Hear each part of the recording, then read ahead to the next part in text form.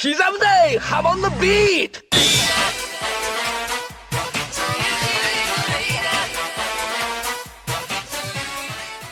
Welcome back to another JoJo chapter review. This time we're taking a look at the 8th chapter of Part 9, the JOJOLands, titled Let's Go Look at Luxury Watches. In the last chapter, the group successfully escaped from the attack by the cats with the diamond and the lava rock. Now we move on to something entirely new. Our chapter cover this time around features JoJo with the same 9-pointed star from the previous cover, showing all of the main characters so far. For the thumbnail of this video, I've used a colored version of the cover by Lou. They're the colorists I normally commission when there isn't an Iraqi colored illustration to use. They're currently moving, so commissions are 25% off for the time being. So I ask that you help support them if there's anything you want to see colored. The first thing to stop and look at here is actually the first panel, which a user on Twitter was able to recognize as Ali'i Drive, a real street on the main island of Hawaii. The resemblance is very close, so it's most likely based on a reference photo taken by Araki himself on his recent Hawaii research trip. This makes me wonder what other minor locations we'll end up seeing. The group notices that the nearby sheriffs are ignoring them, meaning that Rohan kept his promise to not report them. With 2 hours left until their flight back to Oahu, they decide to stop for food and drinks. Interestingly, in the background we can see the real chicken restaurant Raising Cane's. Based on a search though, there actually aren't any Raising Cane's on the island of Hawaii itself, although there are 8 on Oahu. Usagi shares a bit of his backstory, that his dad owned a construction company and died after being hit by a bus, and that his mom is holding onto the insurance money so he's currently broke. Usagi wonders how exactly the mechanism of the lava rock works, and how it determines what has value. So far, everything that was drawn to the rock has belonged to Rohan, so he wants to do an experiment. They think that maybe the lava rock recognizes the owner of the objects it touches. Usagi takes out a $20 bill from Dragona and draws a symbol on it. Then he crumples it up and throws it away. Some guy picks it up and buys food with it. Then when Paco arrives with the drinks, a fly lands in his, and he goes back to demand a refund, keeping the drinks and receiving back Dragona's bill. This tells us that the lava rock doesn't just directly attract wealth, it can cause other things to happen which lead to wealth coming towards it. Dragona decides to test it again on a nearby luxury watch store. The others think it's risky, but Dragona says that it would be a bad idea to board the plane back to Oahu without knowing exactly what the lava rock is. After this, we get a sort of sudden title drop with JoJo's narration stating the main tagline of the story again. This reminds me of JOJOLands' title drop, which didn't happen until the 3rd to last chapter, so I wonder what the significance of it is here. The thing about JoJoLands is that the significance of its name was actually explained to us very early by Araki, and understanding that name is very important to the part's main theme, that Josuke was a kind of divine creation to counter calamity. Now the title of the JoJoLands has not yet received that kind of explanation, so I find it interesting that it's being directly alluded to in the story. It makes me wonder what exactly that name has to do with the premise of JoJo becoming rich. The part I was drawn to here was the fact that it says that this is the story of one boy becoming rich. To have that next to a scene of 2 other people trying to get rich, that makes me think it may be a hint for them not getting what they want. It's sort of presented in a foreboding way, which makes me wonder about the nature of JoJo's narration. Is it showing some kind of greed from JoJo in this moment? Or is it like a warning in hindsight from the future, that something might happen to the other characters that leaves JoJo as the only rich one?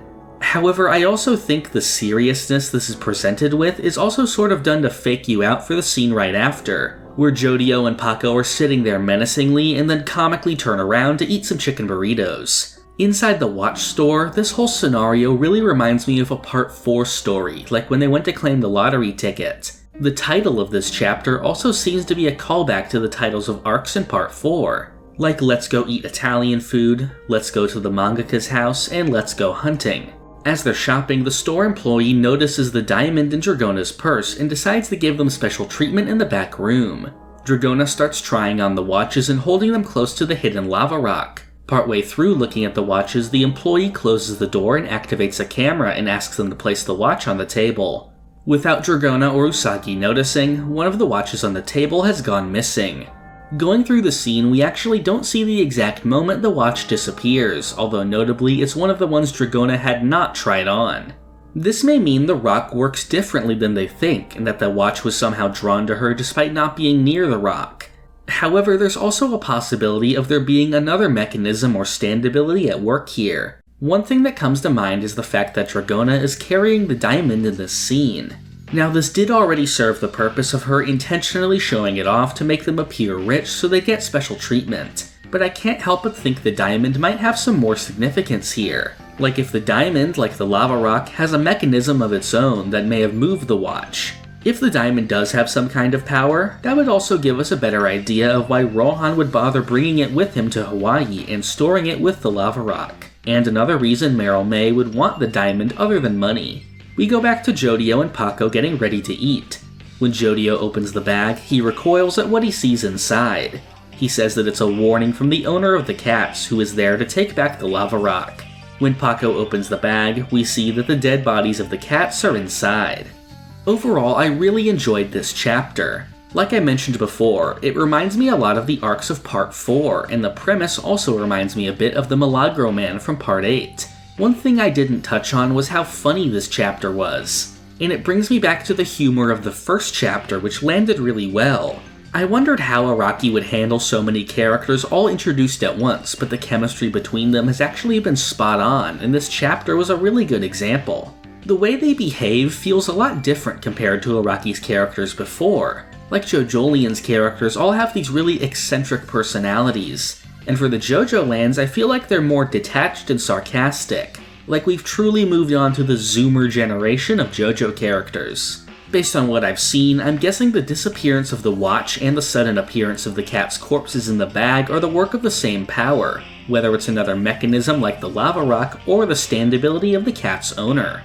Right now I'm really anticipating seeing the cat's owner, since I'd love to see another new Araki design. Once we do finally see a human villain, we can also get an idea for what their motivation is, and we can start to figure out where the plot of this part is going to go. Next month the manga is on hiatus, and it'll be back in November. This was actually a really nice streak for Araki, so I think he deserves a break now. As a whole, Araki doesn't really take a lot of breaks. Back in the early days of JoJo, he went 9 years with no breaks whatsoever for the entirety of the first 4 parts. Throughout the course of JoJoLands' 10 years, he only took 14 months off. 4 of those months correspond with or directly precede the release of a Rohan chapter, meaning there's really only about 9 months off. Something else about this chapter I'd like to cover is actually the author's note. I meant to do this last month but ended up forgetting. Araki's author's notes are one of the few places we can get a direct look at some of his insights, and oftentimes they're just really funny. So far in Part 9, he's mentioned that Paco is his favorite of the main cast to draw, and in another shows his surprise at Rohan at the Louvre being made into a movie. In this month's note, he mentions that he stayed at the Hayama Kachite Hotel, the location used for Rohan's house in the TV drama. He says that he didn't draw while he was there, but he did cook. I also want to take a look back at last month with the release of the first volume, since that also included a very interesting author's note. Here he mentions that Jodio's age of 15 is significant, since 15 is when he considers a person's thoughts for the future to be the most vibrant, and he hopes Jodio will mature and develop over time. I think this age is pretty significant since this was also the age of Giorno, another very ambitious character. He also gets into the name of Jodio's stand, November Rain. He says that the term Novem derives from the Italian root meaning 9. November was actually originally the 9th month, before July and August were inserted into the calendar, making it the 11th. This is a pretty interesting detail and a nice way to link the part's number to the protagonist. In other JoJo news, the Rohan at the Louvre movie will be releasing on Prime Video later this week on the 22nd. I've been really looking forward to seeing it throughout its theatrical run that started in May. If you don't already know, there's an opportunity to see the movie in theaters with English subtitles in Toronto on October 5th. I'm hoping a screening like this comes to the States as well, since I'd love to see it in a theater. That's everything for now, but I'll see you in November for the release of the 9th chapter. If you want to keep up with future videos, I hope you'll subscribe and click the bell. If you want to be updated on new videos or important JoJo news, you can join the Hum and Beat Discord using the link in the description. I'd also appreciate if you help support the channel on Patreon. You can receive Discord perks and the opportunity to submit questions that I may feature at the end of my main videos. Thank you for watching. This is the part of the video where I thank my $5 and up patrons. Thank you to Alex Ramirez, Doorbell, Crayon, Rigovids, Zucato, Pumpkin Doge, Marrow, Almighty Quarth, Cowrie, Gatling Grove, Lime Jinjo, 17 Hit Combo, Sponge Cake, Cakext, Feliciano Rabaja, Rayana Meme, Christian McDonough, Navi, Emmanuel Etienne, Pulse Dog, Great Riek, D, Dr. Zombie, Carmotrina, Hunter Gill, Adam Grogan, Zach Greenfield, FIFO, and Faro.